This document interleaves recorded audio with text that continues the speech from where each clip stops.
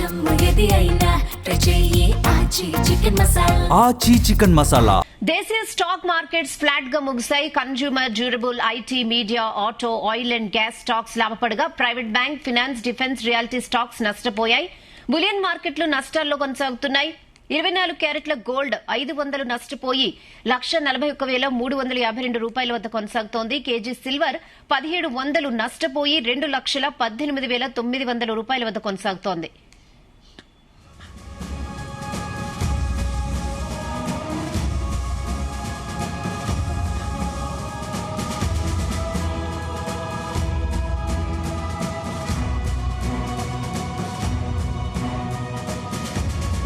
దేశీయ stock markets flat గా ముగిశాయి. Consumer durable, IT, media, auto, oil and gas stocks లాభపడగా private bank, finance, defence, realty stocks నష్టపోయాయి. Bullion మార్కెట్లు నష్టాల్లో కొనసాగుతున్నాయి. 24 క్యారెట్ల గోల్డ్ 500 నష్టపోయి 1,41,352 రూపాయల వద్ద కొనసాగుతోంది. కేజీ సిల్వర్ 1,700 నష్టపోయి 2,18,900 రూపాయల వద్ద కొనసాగుతోంది.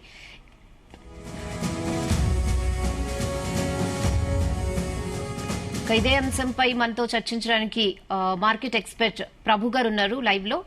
గుడ్ ఈవినింగ్ ప్రభు గారు. గుడ్ ఈవినింగ్ అండి. ఎలా ఉన్నాయి స్టాక్ మార్కెట్ అనాలిసిస్ పై ఇవాళ ఏం చెప్తారు? ఫ్లాట్ మార్కెట్ అనుకోవచ్చు ఇవాళ. అంటే అప్పు ఓపెన్ అవడానికి బాగానే సెన్సెక్స్ 400 పాయింట్స్ నుంచి పైనుంచి తగ్గి ఫ్లాట్ గా క్లోజ్ అయింది అనుకోవచ్చు ఒక రకంగా చూస్తే. నిఫ్టీ కూడా అంతే 24,100 యావరేజ్, అంటే ఫ్లాట్ మొత్తానికి ఫ్లాట్ గా ఓపెన్ క్లోజ్ అయింది.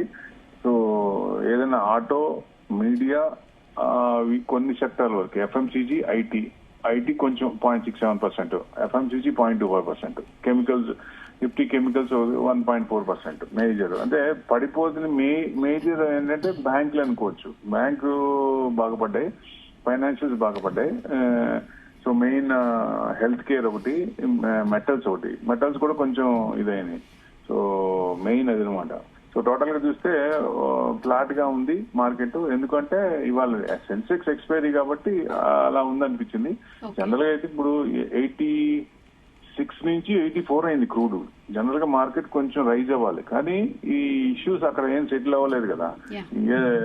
అంటే యుఎస్ ఇరాన్ ఇష్యూస్ సెటిల్ అవ్వలేదు కాబట్టి అది కొంచెం తగులుతూనే ఉంది. ఎందుకంటే నేను అటాక్ చేస్తాను, లేకపోతే మీరు వచ్చి మాట్లాడండి, లేకపోతే మీ అది చేస్తాను, అంటే ఇది మన దార్ ఐలాండ్స్ అప్పుడు చేస్తా అన్నారు, ఇప్పుడేమో పీకాక్ ఐలాండ్స్ మీద అటాక్ చేస్తాను, అది మొత్తం ఇది చేస్తానని, అక్కడ యురేనియం ఉంది దాన్ని మొత్తం మేము ఆక్యుపై చేస్తామని గొడవ చేస్తాడు ఆయన. సో దానికి అనుగుణంగా కొంచెం గ్లోబల్ మార్కెట్స్ కూడా వీక్ గానే ఉన్నాయి. దాని ఎఫెక్ట్ ఇక్కడ పడింది అనుకోవచ్చు. సో మనకి ఎక్స్పైరీ కాబట్టి సో డౌన్ ట్రెండే ఉంది. సో పై నుంచి కూడా కొంచెం తగ్గుంటే ఫ్లాట్ గా క్లోజ్ అయింది. ఏదేమైనా 24,000 కట్ అవ్వలేదు. 24,052 దాకా వచ్చి మళ్ళీ 72 దగ్గర క్లోజ్ అయింది. మనకి రేంజ్ బౌండ్ వచ్చేసి 23,800 to 24,300 ఆ రేంజ్ లోనే కదలాడుతున్నాయి.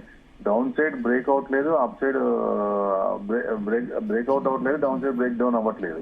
సో 23,800 దాకా వస్తుంది, మళ్ళీ పెరుగుతుంది. వాలటాలిటీ మటుకు విపరీతంగా హ్యూజ్ వాలటాలిటీ ఉంటుంది, అప్ అండ్ డౌన్.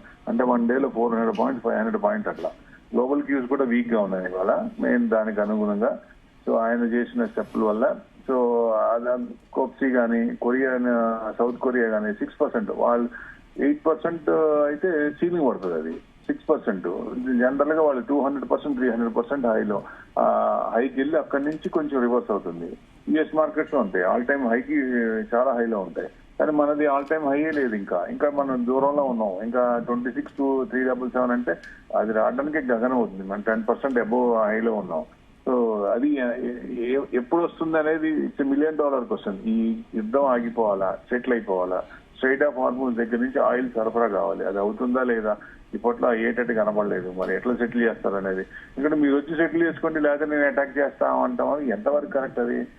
ఏదైనా సెటిల్ చేయాలి ఇష్యూ ఉన్నప్పుడు 1-to-1 కూర్చొని వాళ్ళిద్దరు మాట్లాడుకొని కొన్ని పాయింట్స్ 10 పాయింట్లు పెట్టినా దాంట్లో 2-3 పాయింట్స్ రిజెక్ట్ అయినా 7-8 పాయింట్స్ అవ్వాలి. 14 పాయింట్స్ లో మొత్తం 14 పాయింట్స్ రిజెక్ట్ అయితే అది ఇంకా సెటిల్మెంట్ ఎందుకు వద్ది? మేము చెప్పింది మీరు వినాలి అన్నట్టు. వాళ్ళు ఎందుకు వింటారు అసలు? మేము రామే పోం అంటున్నారు వాళ్ళు. ఏదో అసలు మేము చర్చలకి రాము, మీరు ఏం చేసుకుంటారు చేసుకుని అటాక్ చేయండి, మేము ఏం చేయాలో మాకు తెలుసు అంటున్నారు. ఈ మధ్యలో వీళ్ళు ఏంటంటే ట్రయాంగిల్ బేస్ లాగా మిగతా ఈ దుబాయ్ కానీ మిగతా కంట్రీస్ ఉన్నాయి ఉంటాయి కదా, ముస్లిం కంట్రీస్ అన్ని, వాటి మీద కొంచెం అటాక్ చేస్తారు. ట్రయాంగిల్ అటాక్ అవుతుంది. వాళ్ళని అటాక్ చేస్తే మళ్ళీ ఆటోమేటిక్ గా మళ్ళీ సెటిల్మెంట్ బిల్లు ఇస్తాను వస్తుందా, అది అవ్వట్లేదు. సో ఏమవుతుంది అనేది we have to wait and see. ఏదైనా క్రూడ్ పెరగడం అనేది మనకు కొంచెం ఇబ్బంది. 69 నుంచి 86 అయింది, 86 నుంచి ఇప్పుడు 84 చిల్లర ఉంది. సో మెయిన్ అదే చూడాలి. క్రూడ్ తగ్గితే మనకి బ్రహ్మాండం. మన క్రూడ్ పడితే ఇంకా వాళ్ళు ఎట్లా ఇది చేసుకున్నా మనకు సంబంధం లేదు. కానీ ఇప్పుడు ఫ్లేర్ అప్ అవుతుంది, చిన్నగా ఏదైనా ఇష్యూ వచ్చినప్పుడు అవుతుంది. సో అందుకని ఇవాళ మళ్ళీ థర్స్డే, రేపు ఫ్రైడే కదా, రేపు ఫ్రైడే ఈవినింగ్ మళ్ళీ ఏదో ఒకటి పాజిటివ్ ఏదో ఒకటి మాట్లాడే అవకాశాలు ఉంటాయి. సో డెఫినెట్ గా మళ్ళీ నెక్స్ట్ వీక్ మళ్ళీ నెగిటివ్, అట్లా up and down stock market ని కింద పడేసి మళ్ళీ లేపడం అనేది మ్యానిపులేట్ చేస్తారా అంటే యుఎస్ నుంచి ఇది బాగా మ్యానిపులేట్ చేస్తారు యుఎస్ మార్కెట్. దాని ఎఫెక్ట్ మనం ఉంటుంది. ఎందుకంటే పెద్దన్న పొజిషన్ వాళ్ళు ఉన్నది మనం ఫాలో అవుతాం కాబట్టి దాని అనుగుణంగానే ఉంది. సో కొంచెం అది ఎంత త్వరగా సెటిల్ అయితే అంత మంచిది. సో సౌత్ అంటే ఏషియన్ కంట్రీస్ కూడా కొంచెం అంటే వాలటాలిటీ ఉంటుంది కాబట్టి ఆ వాలటాలిటీ ఎఫెక్ట్ పడింది ఆ వీక్ గ్లోబల్ వ్యూస్ వల్ల. టోటల్ గా చూస్తే అది మెయిన్ విషయం అండి. ఓకే ప్రభు గారు, థ్యాంక్ యూ.